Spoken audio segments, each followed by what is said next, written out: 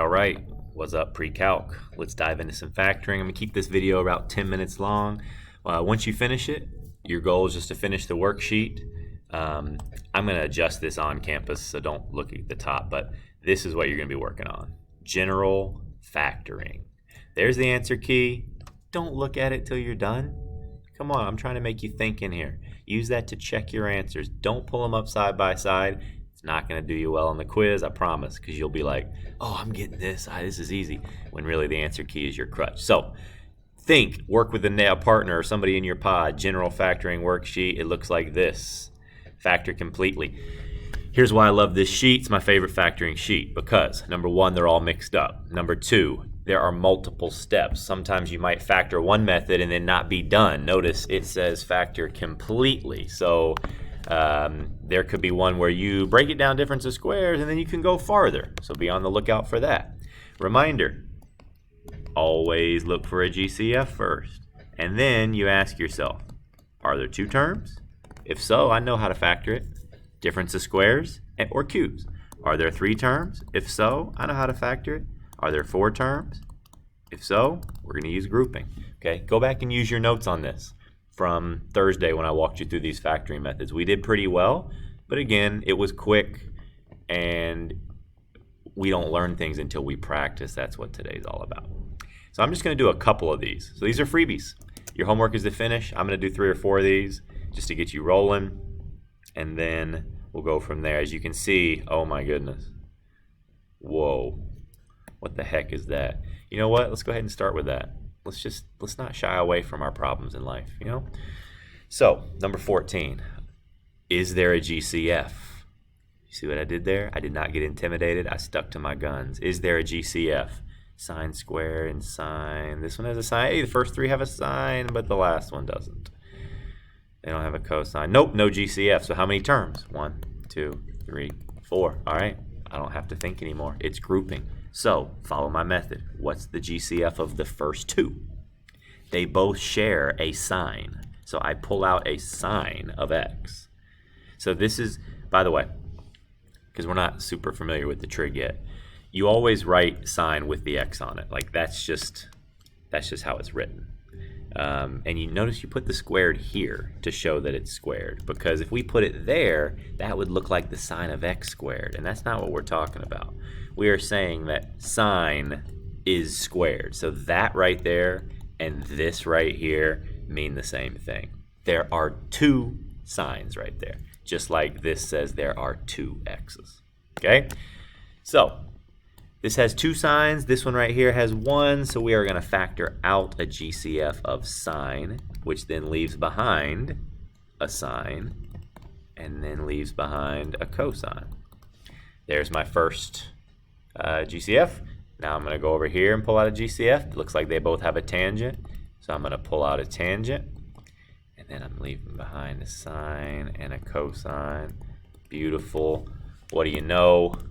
This and this match, which is when you know you're doing it right.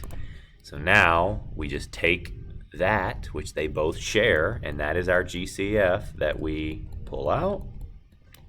And what's left behind? The leftovers are left behind. Sine of x plus tangent of x. I'm trying to use a little color coding to help you out. That one is completely factored. There's nothing more I can do with it.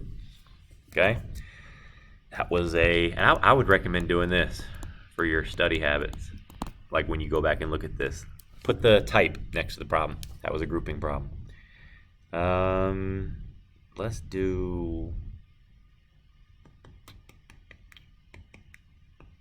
this one.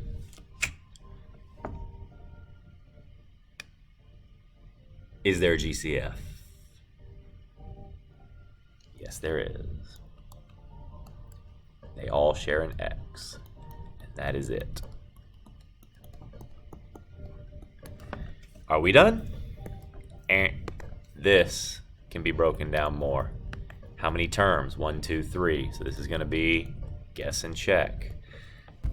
So now you're going to see me do a problem on the fly here with a lot of crazy numbers. So 15, I've got 1 and 15, 3 and 5, 12, I've got 1 and 12, 2 and 6, or 3 and 4. I got to make 11. I always recommend trying the middle pair, so let's go 3 and 5. 15 is just such a big number, and now I'm trying to make 11. Let's use 3 and 4. If I put a 3 there, that's 9, and a 4 would make 20. Booyah, the two middle pair. Because if I put a 3 there, that's 9x, and a 4, that's 20. And what's 20 minus 9? It's 11. So let's make the 5 times 4 positive, the 3 times 3 negative, and let's check this using a red pen. 3x times 3 is 9x. Wait, negative 9x. And then 4 times 5 is 20. Negative 9 plus 20 equals positive 11, which is what we want. Booyah.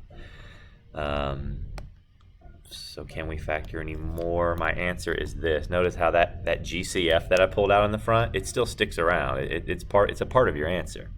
So I used GCF method for this, and guess and check.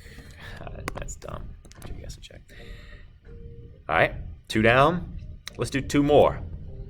We haven't done. Oh.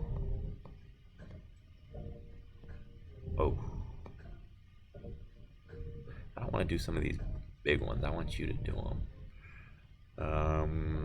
Let's do this one just because it's really scary. How are we gonna do this? Is there a GCF? No, there's not. So then the next question that you've got to start asking yourself after the GCF question, you go down the line.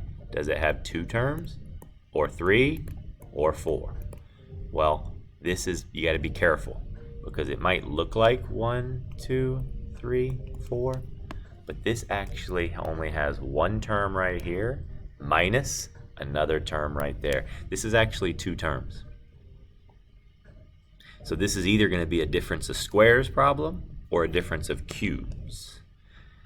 And I'm thinking that's a giveaway. This is actually 2 perfect squares. The square root of x plus 1 squared is just x plus 1. That is a perfect square. The square root of x minus 2 squared is just x minus 2. So believe it or not, we can treat this like a difference of squares problem and have 2 parentheses with a plus and a minus, where you do the square root of this in the first spot and the square root of this in the second spot.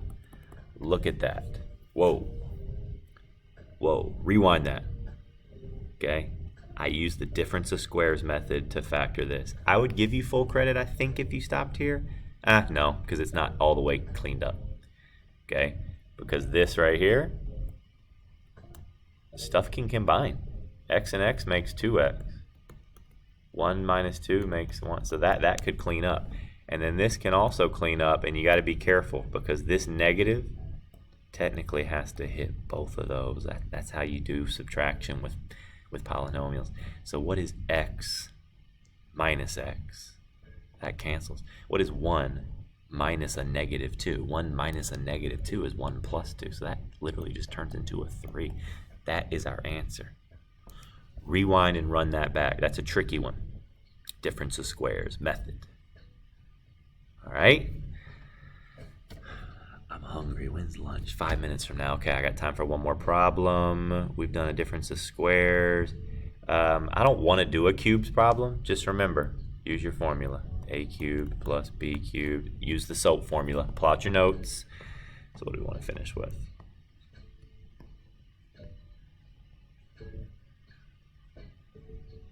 I don't know. I think we're ready.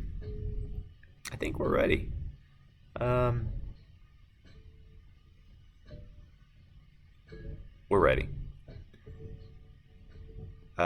Way you might start with a group or with your neighbors or just on your own. Like when you look at number 1, is there a GCF? No. So what is it? That's a difference of squares. Over here, is there a GCF? No. There's 3 terms. That's a guess and check. You might want to just go through and start, seeing if you can nail what method it is. Grouping. I will say keep going. That one can go pretty far. Test your skills. Practice. When in doubt, let's say I did this one and I didn't know if I was right. I could just remultiply.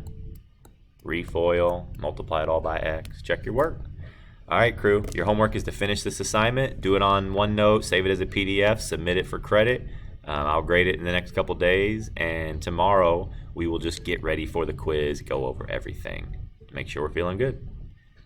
Have a great Monday. See you tomorrow.